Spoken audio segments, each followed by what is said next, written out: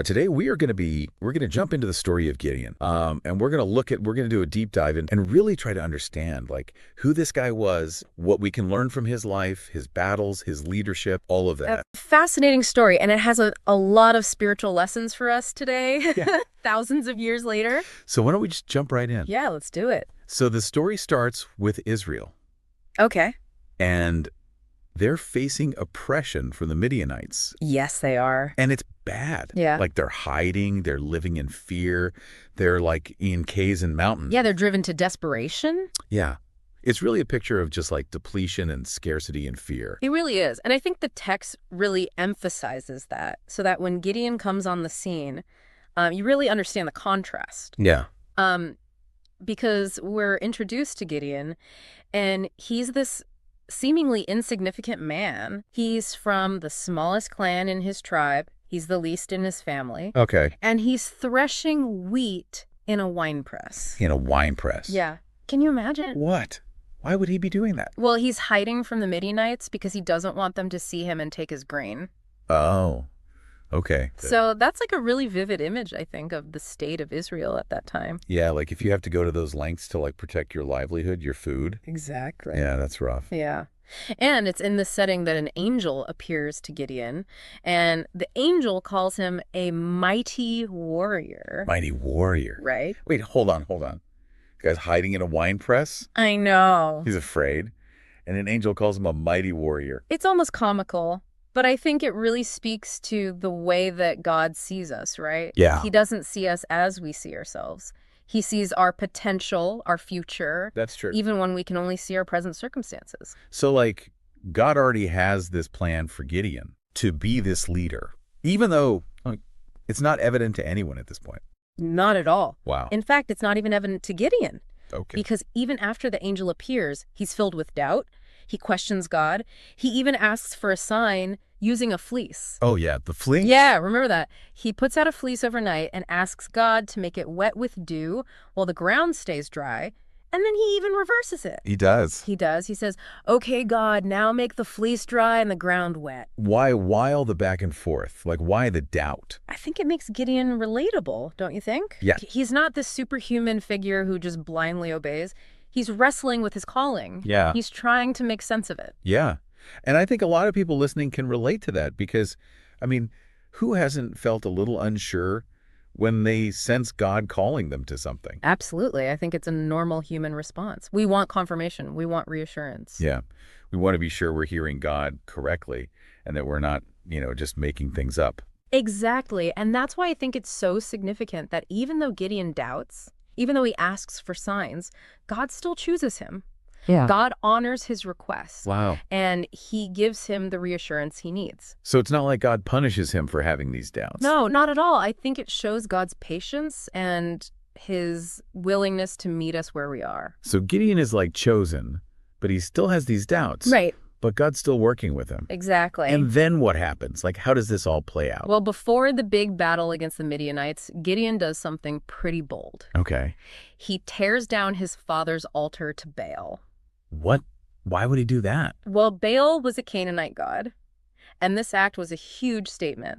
It was Gideon saying, I'm choosing Yahweh. I'm aligning myself with the God of Israel. Oh, wow. So he's making a public declaration of his faith. Exactly. It's a risky move. Yeah, I bet. He's challenging the status quo, but it also sets the stage for what's about to come. Okay, so he tears down the altar to Baal.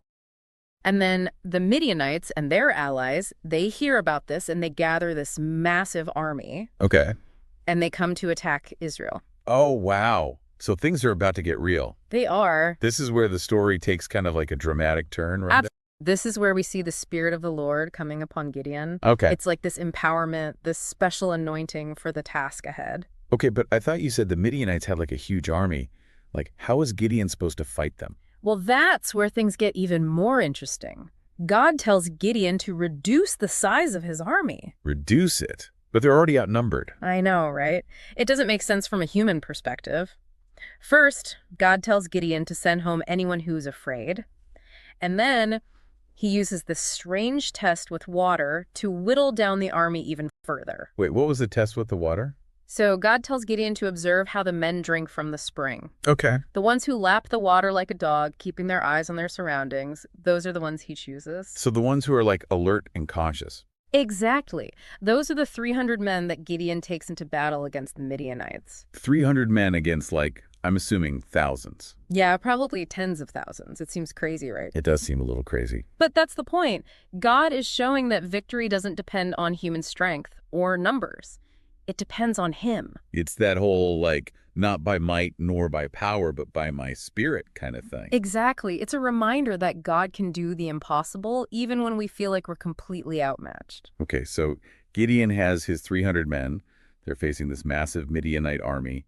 What happens next? Well, right before the battle, Gideon needs one final bit of reassurance, and God provides it in a most unusual way. He overhears a Midianite soldier telling his friend about a dream. A dream. Yes.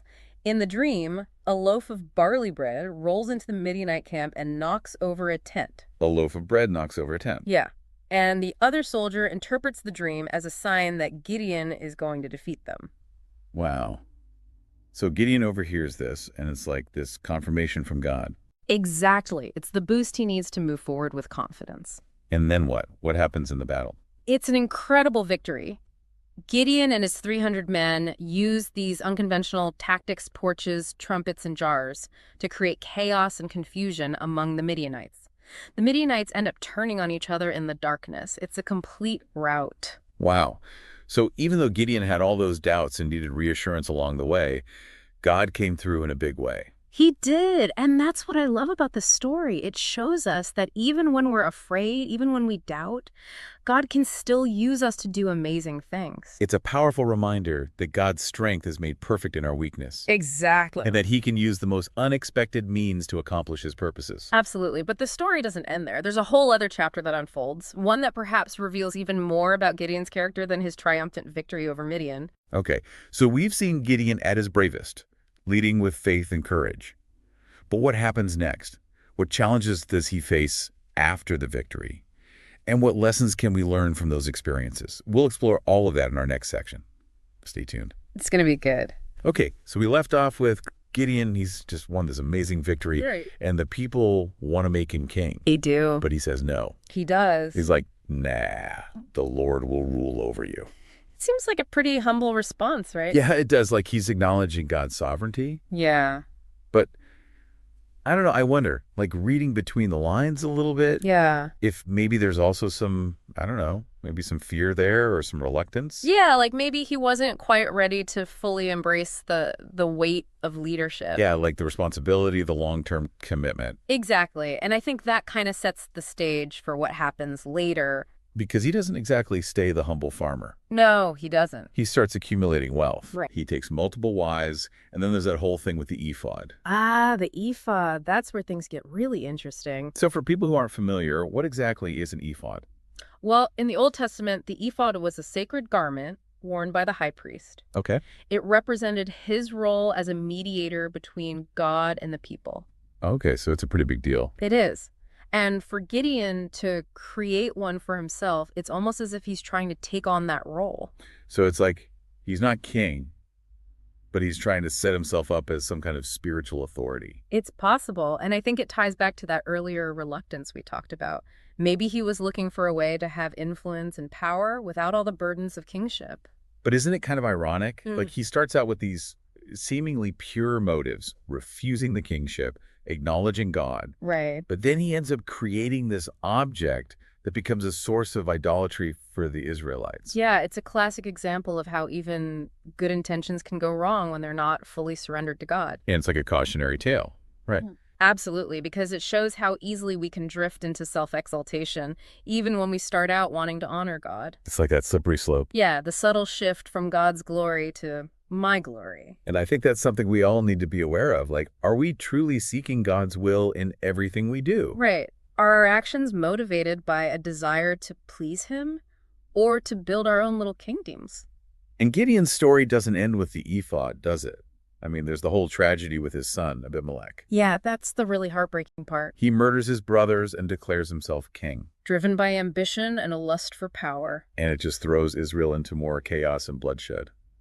It's almost as if the consequences of Gideon's failings are playing out in the next generation. So it's not just about our own lives. It's about the impact our choices have on those around us, those who come after us. Exactly.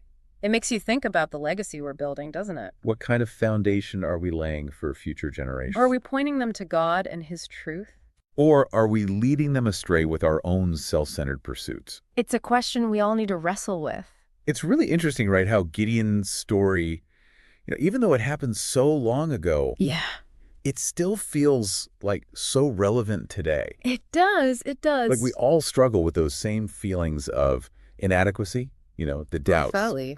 Like when you feel like God's calling you to something and you're like, wait, are you sure you got the right person? Yeah, like I'm not qualified for this. Yeah, But that's exactly. the thing about God, right? He Yeah, doesn't call the qualified, He qualifies the call. I love that. Yeah, that's so true. And I think Gideon's story is a perfect example of that.